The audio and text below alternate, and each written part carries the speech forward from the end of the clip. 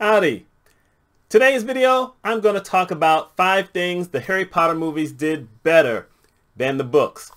Now, I'm going to let you know I am a big Harry Potter fan. As a matter of fact, here's the proof. Yep, got my Gryffindor shirt on.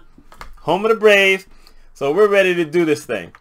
Lately, I've been watching some very interesting videos. I didn't even know it existed until probably a week and a half ago. There are people, young people mainly, who are for the very first time seeing the Harry Potter movies. And they haven't even read the books, but they can film it in the background. So they call it film reaction. They can't do the whole thing because that's copyright violation, but they can do so much of it. And they have a little bit in the background and then they respond to what's going on. And I found that fascinating because the movies ended, a long time ago. And it just shows how it really doesn't matter because, like I said, even though it's mainly younger people, there are some older people who are also getting into it and they're all reacting to it interestingly. And one of those things that I have to admit is that I think my reaction to the movies, even though I loved every single movie, would have been better had I not read the books first. As a matter of fact, it would probably explain how come people get so mad at the Star Wars stuff or the DC stuff or even sometimes the Marvel stuff because they've read all these comic books, they think they know how everything is supposed to go, then it doesn't go that way and they're mad. I've never been mad at the movies. I will say that there are some things that I wish they had put in the movies. Matter of fact, I've talked about that before. But this time, I'm going to talk about 5 things that I think they actually did better than the books. And I'll tell you why as I do each one. So here's the first thing. The first thing I believe they did better was from the first book, Sorcerer's Stone, or Philosopher's Stone if you're over in England, introducing us to Diagon Alley. Now, the name of the guy who directed was Christopher Columbus, which is a great name, by the way, at least for that purpose. We're not going to go into his history, the first Christopher Columbus. But we are going to say that this guy here, American, had to do this movie in England with everyone being English except for Troy Verner. I think it's Troy Verner. I don't know how you say his name. He was Mini-Me. That's the best you have. He's the only American who was in that movie. And actually, that's not true because it turns out that this young lady who was on Dancing with the Stars the first few times that they did that was also in it, but she didn't say anything. My mind's going to say Juliet Margulies. I don't know. Young blonde lady. Then she did a country song. Don't ask. I have no clue. Anyway, he was tasked with something really difficult because if he doesn't get it right the first time, there's no 8 movies whatsoever. That happened with other different types of franchises where they messed up the first movie and it was done. So introducing us to Diagon Alley was magical because you're reading it in the books and there's so much detail and it's hard to get your mind around because you're being introduced to something that you're not really sure what it is. But in the movie, you see all this stuff. Everything is bright. You see all these people who are interested in some of these things. You have no idea what they are, but it's just magical. You see kids looking in the windows, looking at brooms, talking about, wow, look at this broom here, and it does this and this and this. Whereas in this world, we might have been talking cars or bicycles. We see Harry when he goes to get his first wand. You see different shops that sell different pet animals. You hear them talking about different types of food and how outrageous the price is, but they're talking in language of money that we have no idea. We see Harry going to Gringotts, where we get introduced to goblins, where Harry hadn't been really told about the goblins up front. So I think that really was the magic of what got things going. The rest of the movie has some very interesting things also, but the introduction to Diagon Alley, if you ever go to Orlando and you get to go to Universal Theater or Universal Park, whatever it's called, you go to the Harry Potter thing and it's going to be just like it was in the movie. So that was a great job. He did a great job. The second thing that I think the movies did better was in the third movie when we get introduced to Hermione's time turner. And this is I guess we call it the last act of the movie. I haven't ever really gotten those terms down, but in essence, Ron is hurt. Hermione and Harry have survived different things, and Dumbledore says something to Hermione, and everyone's like, okay, what's going on? Then she pulls out this thing, and it's a time turner. And so they go back 3 hours so they can relive the 3 hours and change a few things that when it happened the first time and they were actually part of it, they didn't really know that anything was different. But now you see it going back in time. You see how they're watching how Malfoy and his friends are doing certain things. They're watching themselves. They're watching everybody else because they have to change a couple of things. And I have to tell you, I had read the books, so I knew what was coming, but you can't envision it unless you see it in the movie, and they did it well. And you see it earlier in the movie where Harry is about to go down, the Dementors are about to take him away, and he sees this Patronus comes, and he thinks it's his dad, only to find out 3 hours later it wasn't his dad, it was him. And he was able to blast all these Dementors out of the way. And it was the first time that he realized, hey, you know what? Maybe I'll have some kind of power here and there. That's just amazing. As a matter of fact, if you read in the book, you hear that Snape supposedly tells Dumbledore that it had to have been a very powerful wizard to drive off so many Dementors. There you go. The third thing that I think the movies got better than the books is the Hall of Prophecy battle. And this is after Harry has this vision that Sirius is getting tortured by Voldemort. So they go through all this other kind of stuff. They get to the Hall of Prophecy.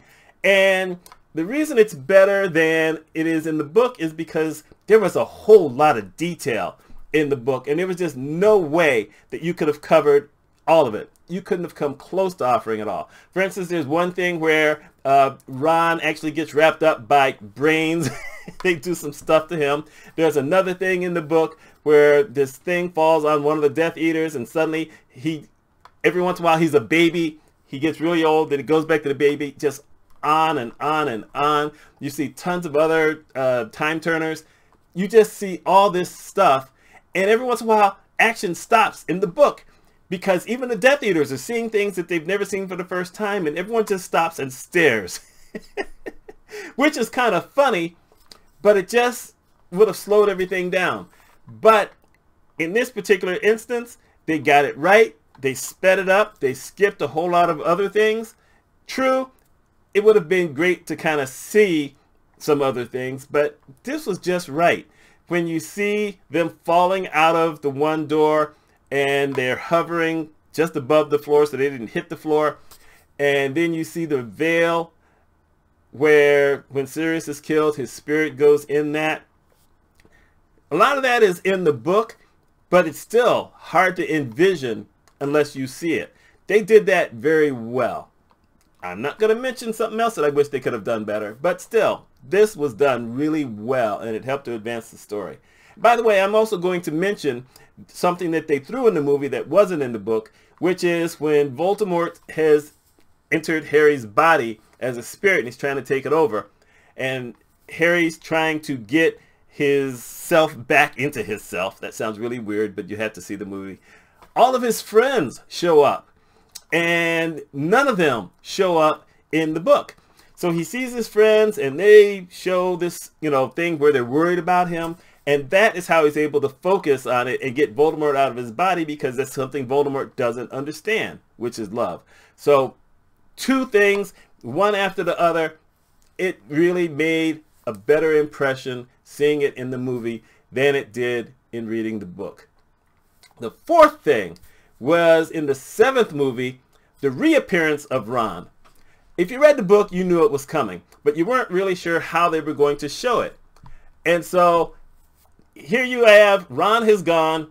Harry sees the Patronus. He sees the sword. He jumps in the icy water. He's wearing the Horcrux around his neck. It decides, nah, you ain't playing this game. You're not getting it. And then someone dives in, pulls him out, and he has no idea because he's got his glasses off. And then he puts his glasses on and realizes it's Ron. And then Harry says, okay, we've got to destroy it. And all of a sudden now he remembers, by the way, this is exactly how it was in the book. It hits him. All I have to do is speak Parseltongue to it and it will open up.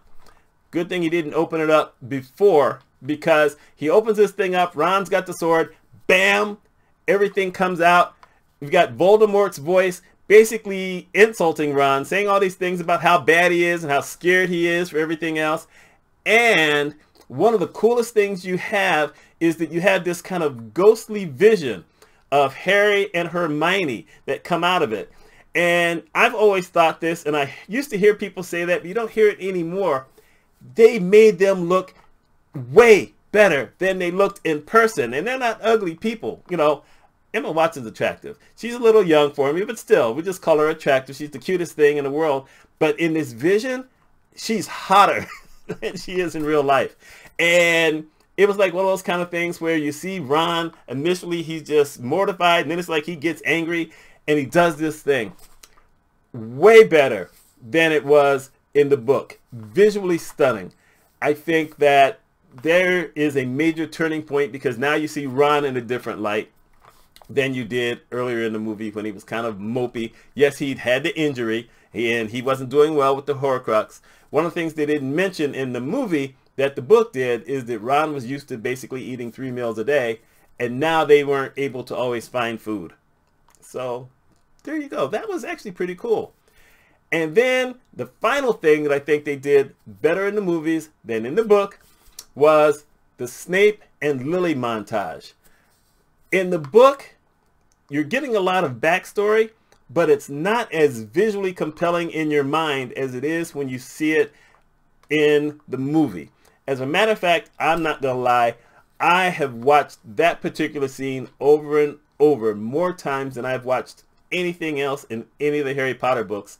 And watching these people who are now doing film reactions to the 8th movie, they get to this, and you have some of them just literally crying, and some of them are shocked, and some of them say, oh, Snape was really the good guy. Oh, he loved Lily. That explains things. Which, it explains some things, but it doesn't explain everything, because Snape is still a bad guy. Snape treated a kid badly for 6 years because his mother married a guy he didn't like. And they picked on each other because in the little clip in the movie, it makes it look like James did everything to make Snape a bad guy. But in essence, Snape did the same thing. He had Death Eater friends in school. We just don't see all of that. But you hear just a little bit of that in the book. But it's just one of those visual things. And I'm going to tell you the truth. When Snape says always, and then moments later, when Harry is getting ready to walk towards Voldemort, and Harry's mother says always, I always get a chill. Maybe I'm just weird, but wow. So anyway, that's my thought on those 5 things.